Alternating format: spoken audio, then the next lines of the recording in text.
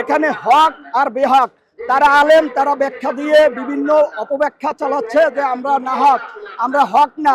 আচ্ছা, আমরা যে হক না, আমাদের মুরব্বীরা মাসোয়ারায় বসছে, আমাদের মুরব্বীরা বাহাস করতে চাইছে, তারা তো আসে নাই। তাদের এত যদি কলিজা থাকতো, এত যদি সাহস থাকতো, তারা আসতো বাইতুল মোকাররম। সেখানে তো চোরের মতো আমার মুরব্বীরা যায় না। এখানে দেখেন, এই যে সংবাদ সম্মেলন হয়েছে, আমাদের পর্চা, আমাদের দলিল সেখানে শো করা আছে আপনাদের ভাইদের কাছে।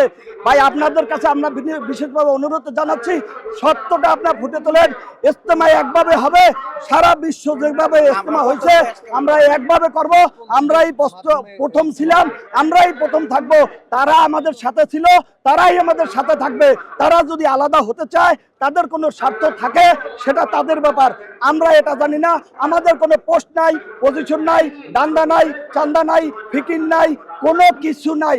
তারা রাজনৈতিক দল হিসেবে, এই যে রাজনৈতিক দল হিসেবে তাবলিগকে আখ্যা দিচ্ছে, তাবলিগকে তারা রাজনীতিতে রূপান্তরিত করতে চাচ্ছে। কেন? এটা কি রাজনৈতিক দল?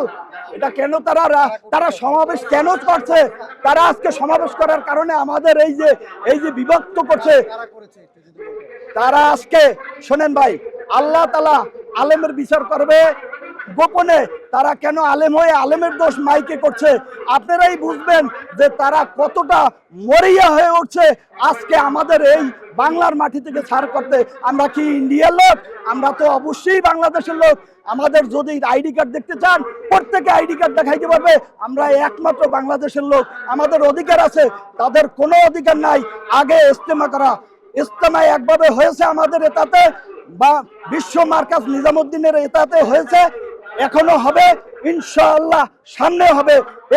এক মার্কাজ, এক এতায়াত, বিশ্ব মার্কাজ, বিশ্ব নিজামুদ্দিন এবং বিশ্ব আমিরের মাধ্যমে, এক এতায়াতের মাধ্যমে ইনশাআল্লাহ এই ইজতেমা সফল হবে। আজকে সামনে দেখেন, এই যে তাবলিগ মসজিদ, এই মসজিদ আমাদেরকে দেয় তারা 2 সপ্তাহ, তারা নাই 4 সপ্তাহ। কেন এই বৈষম্য থাকবে?